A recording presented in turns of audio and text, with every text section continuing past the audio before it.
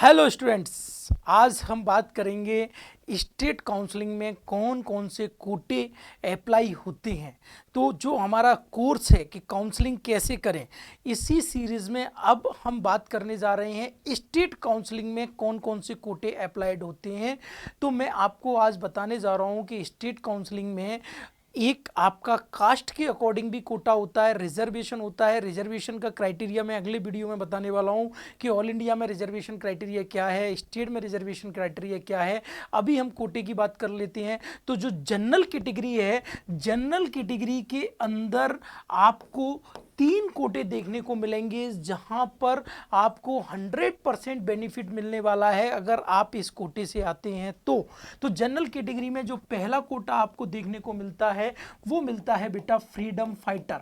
अब ये freedom fighter general category में क्या होता है, इसको थोड़ा सा हम डिटेल में समझते हैं कि अगर आप जनरल कैटेगरी से बिलोंग करते हैं और आपके परिवार में आपके दादाजी या दादाजी के पिताजी जिन्होंने भी स्वतंत्रता की लड़ाई में पार्टिसिपेट किया है और उनके पास कलेक्ट्रेट से बना हुआ सर्टिफिकेट है, तो आप उस कैटेगरीज में आते हैं। यहां पर आपको ये बात जरूर दिमाग में रखना है कि केवल ब्लड रिलेटिव ही इस कैटेगरी में होना चाहिए। मतलब जो सर्टिफिकेट होगा फ्रीडम फाइटर वाला वो ब्लड रिलेटिव का ही होना चाहिए, आपके रिलेशन वालों का सर्टिफिकेट इसमें नहीं चलेगा।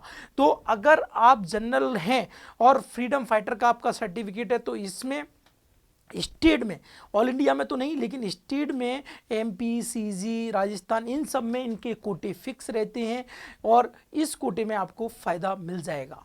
दूसरा कोटा होता है फिजिकली डिसेबल्ड, मतलब पीएच कोटा जिसको बोल देते हैं, आजकल इसको पीडब्ल्यूडी कोटा भी बोला जाता है, फिजिकली विथ डिसेबिलिटीज़। पीएच मतलब फिजिकली हैंडीकैप्ड। तो फिजिकली हैंडीकैप्ड कोटे में ऐसे व्यक्ति आते हैं जिनके पास हैंडीकैप्ड का सर्टिफिकेट होता है। ये सर्टिफिकेट गवर्नमेंट बोर्ड से अप्रूव होना चाहिए।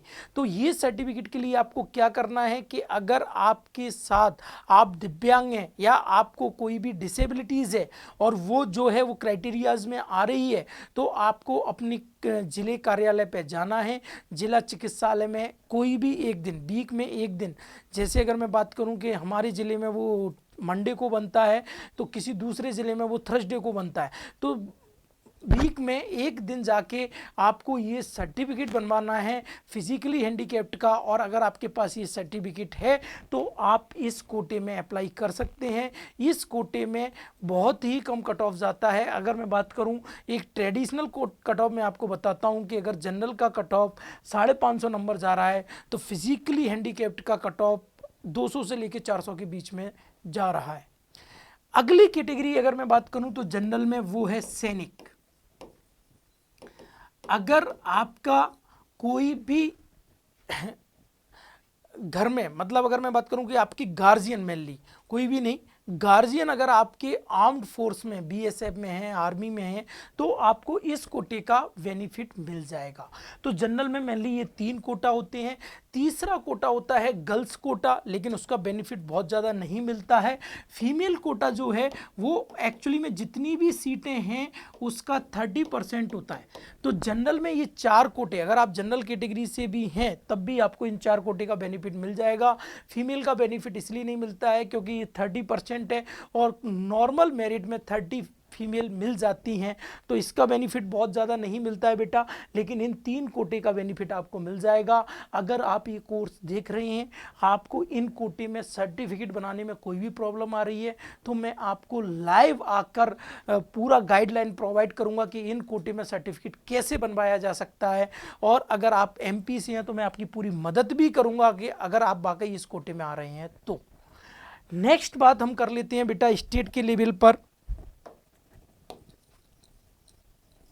स्टेट में जो अगली बात हम करेंगे वो है ओबीसी की।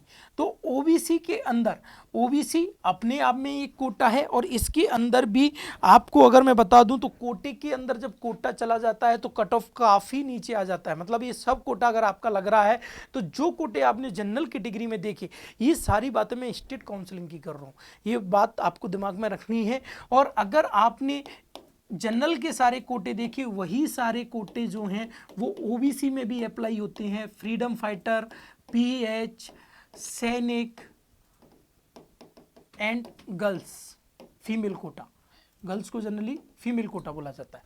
तो इन कोटे में अगर आप हैं ओबीसी कैटेगरी से हैं तो ओबीसी की का ऑलरेडी कोटा है और उस कोटे के अंदर भी आपको कोटा मिल जाएगा।